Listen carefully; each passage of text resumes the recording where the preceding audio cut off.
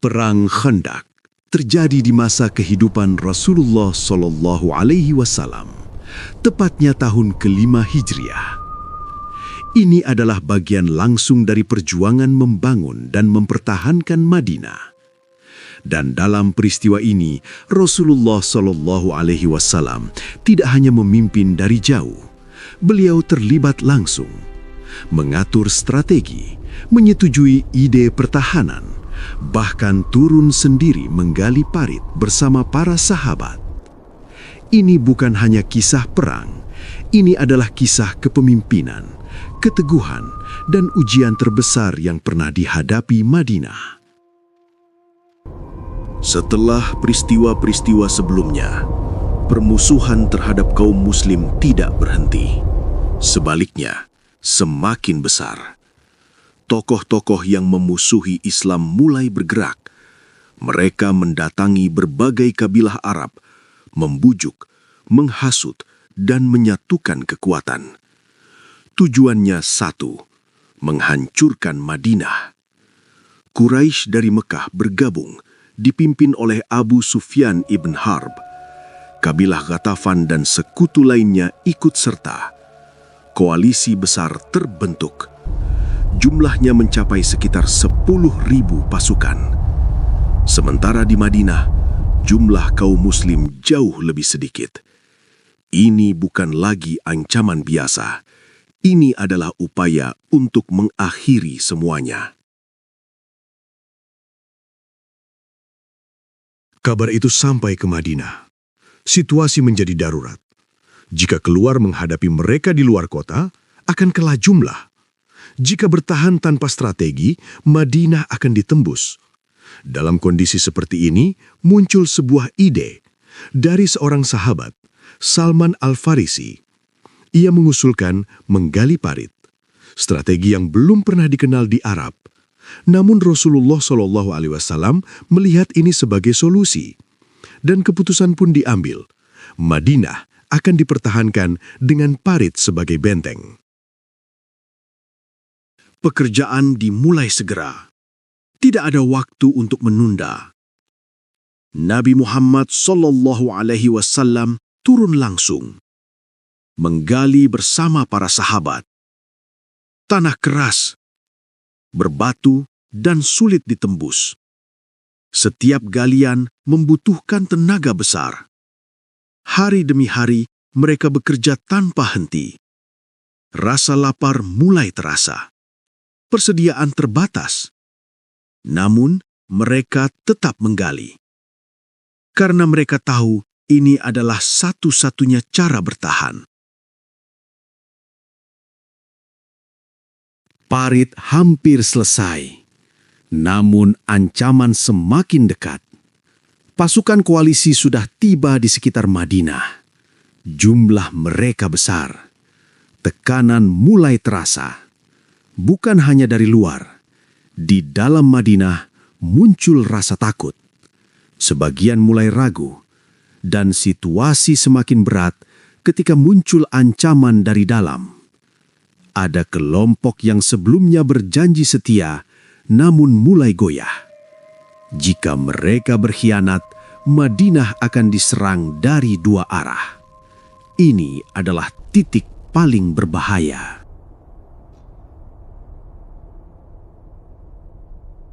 Pasukan besar itu akhirnya berdiri di depan Madinah. Namun mereka terkejut. Di hadapan mereka terdapat parit besar. Mereka mencoba menyeberang, namun gagal. Mereka mencari celah, namun sulit. Parit itu berhasil menghentikan mereka.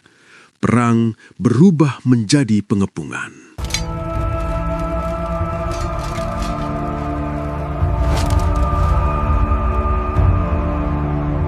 Hari demi hari berlalu.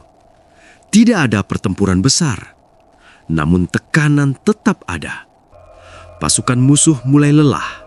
Persediaan menipis.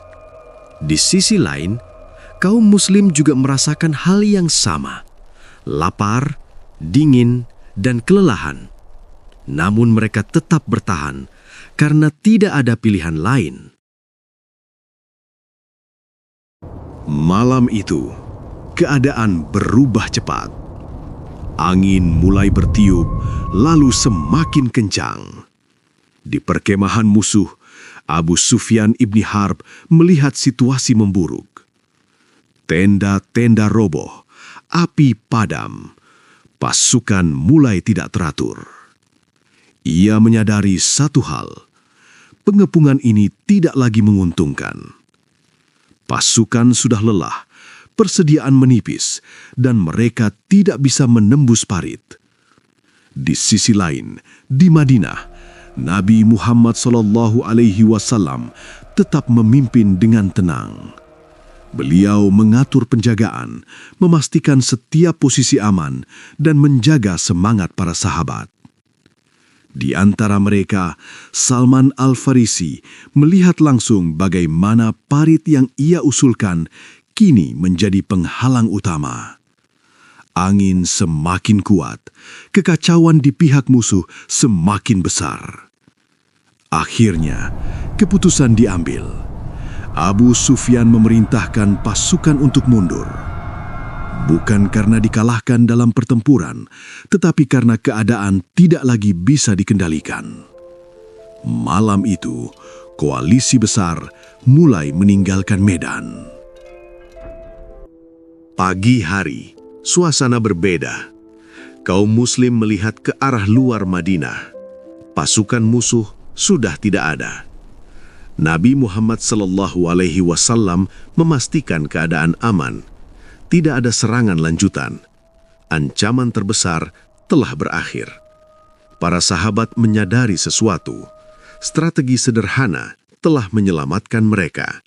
Salman Al-Farisi menjadi bagian penting dari kemenangan ini. Sementara itu, Abu Sufyan ibn Harb dan pasukannya kembali tanpa hasil. Koalisi besar yang datang dengan keyakinan pergi tanpa kemenangan. Madinah tetap berdiri. Dari semua peristiwa ini, kita melihat dengan jelas Nabi Muhammad SAW sebagai pemimpin tidak hanya mengandalkan keberanian, tetapi juga strategi, kesabaran, dan keteguhan.